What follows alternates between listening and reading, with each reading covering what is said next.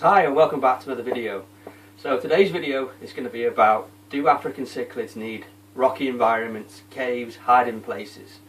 A lot of people have asked this question numerous times over the years I've been making this video, and I asked the question the other day on my Facebook page, taking requests for video ideas, and someone asked a question, do we really need it? You know, I mean, what's the whole thinking behind it? Is it because they're territorial?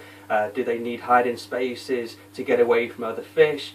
I mean, if you're on my Facebook page, you've probably seen the question. It got quite a few likes. So this video would sort of just cover roughly what my thoughts are behind the process of having sort of a rocky environment for most African cichlids, and then we'll go into things like, do they really need sort of caves and stuff? What sort of African cichlids need different types of setups? So stay tuned and hopefully you might find this video interesting. Okay, so let's break them up into categories. Now, if we think about Mbowe, mainly their natural environment is rocky habitat. So in the wild, you'll notice, if you ever seen any pictures of the Lake Mbowe for instance, obviously there's different areas in the lake where you'll see some more of rocky outcrops or big boulders and stuff like that. But in our sort of aquariums, it is recommended to obviously to try and replicate their natural environment as much as possible. Now the reason behind having sort of a rocky sort of hardscape, if you want to call it that way, it's basically because Mbowe are very, very territorial. Not just the males, the females can be as well. So what happens is the males, they pick a spot in the tank. It can be on a rock, it can be anywhere virtually in that tank, and they will virtually defend that tank with their lives. Anything that comes near it, they're going to chase it away. Just like, you know, a male would do, like us. We'll protect everything. It's like our home, it's our castle, we're going to defend it. Anything that comes into that castle, we're going to chase it away.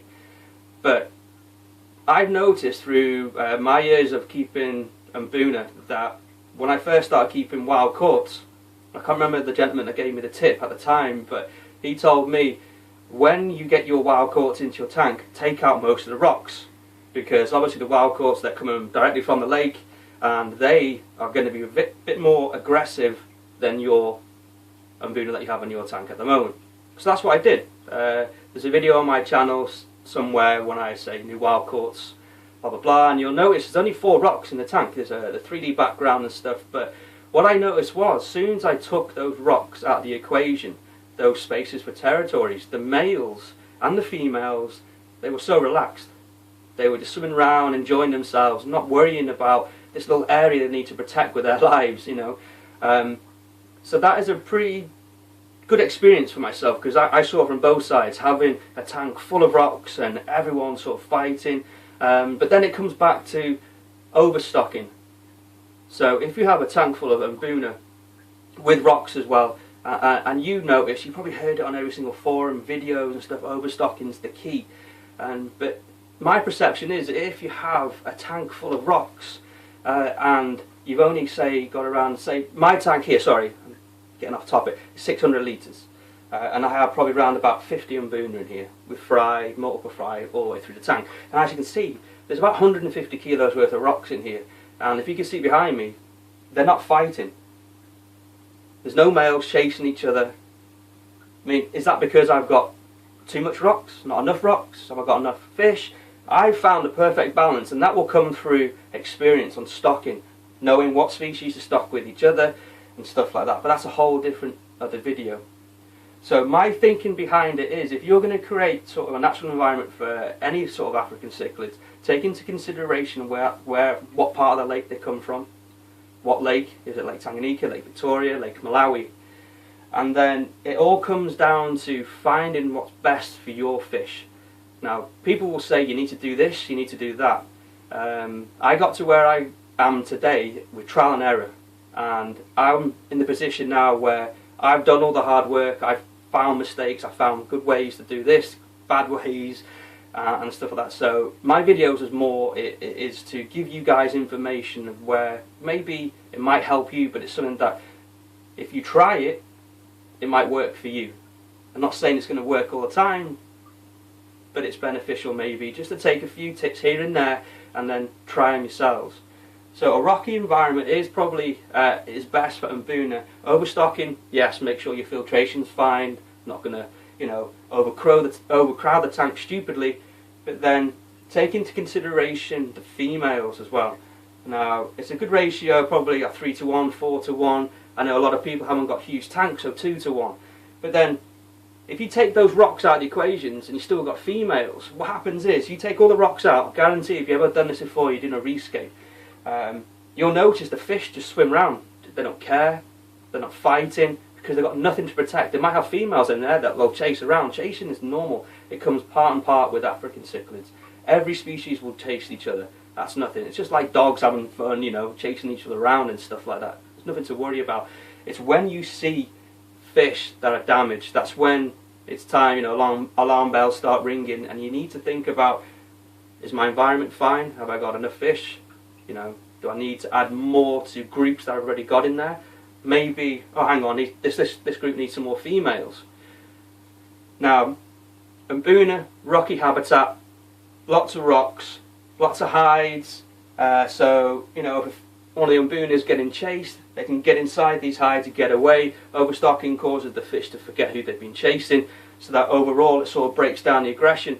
But then again, like I mentioned before, taking the rocks out and only having a few little rocks, you're still going to find that most of the males are going to pick their territory, especially if you have species like Metriaclima, who are notoriously quite aggressive, but any Mbowe can be aggressive when they want to be. Now let's look at like Labidochromis. Most of them are open water swimmers, so they'll have a few outcrops of rocks, and they'll be sort of swimming around in sandy areas, making their big huge breeding pits.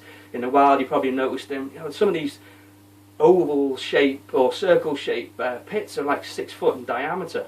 And when I go to the lake next year, I cannot wait to see this in the natural environment.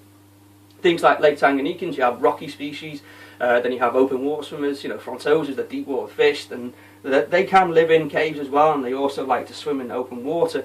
Lake Victorians, most of them are rocky environments, sandy environments and stuff like that. So it's taking their natural environment, incorporating it into our tanks, and finding out what's best for the fish that you're keeping. Now, we can all have the same species, like say for instance Saulosi, rocky environments, they absolutely love it, okay? But you might not have lots of rocks in your tank and they get on fine. I have lots of rocks and they could fight all the time. It's different for every single person. We just have to do sort of like a general rule of thumb, try and stick to it, make changes when we need to, okay? Every person is going to find out for themselves, so it comes through experience. In this hobby, the main thing is learning from experiences, changing things to make your tank work what's best for you. So to recap, if you're keeping species that are really sort of aggressive, take into consideration their natural environment. Are you understocked? Are you overstocked? Do you need more females? Do you need more rocks? Have a look who's the most sort of the tank boss. You're always going to have a tank boss, and once that one is knocked off the peg, another one takes over. It's just natural. Then look at things like, is my tank too small? What type of decorations have I got on the tank? That type of stuff, you know. And a lot of people say when they get too aggressive, we need to do a rescape. And what that does, it does confuse them, but then within a week, everyone's established again, they've got their territories, they're going to fight. African cichlids, there's no right or wrong way. It's like I keep saying, it's finding out what works best for you and your fish. But there is things that we need to make sure that we sort of have a precedence in all our setups, where I keep going over it. I'm sorry, but I get this question over and over again: how many fish for this size of tank, this and this? All I can say is, when you add fish to a tank, say you've got a 75-gallon tank, most of the American guys, they ask me this all the time: how many fish can I have? Okay, might be getting off a track here, but this will coincide with what I'm talking about, the rocky environments and stuff like that. Once you put loads of rocks in your tank, you're taking out a huge volume of water as well for displacement. Okay, so then you've got to figure out that before. You've got to think about what species you're going to add in your tank, how many females do you need, do you want a male tank, etc, etc. Figure out what they need first before you think about how many fish you can have. Okay? So I hope this video has sort of helped you sort of understand the reasons behind sort of different types of environments that our fish require within you know, our tanks. Now, if I haven't covered everything, you still got some questions, you can leave a comment. Google Plus are playing hell with YouTube at the moment, so if I don't get back to you, you probably know there's some problems at the moment. You can also catch me on Facebook and Twitter. I try and answer everyone's questions. If I don't, please bear with me, and I apologise. So I hope this video was helpful. I hope you pulled some tips away from it. Like I said before, and I keep going over it, experience is the key. Make sure to monitor your fish, change things when you need to. And as always, guys, I appreciate you watching. Thanks for the support on my videos, and until next time, take care.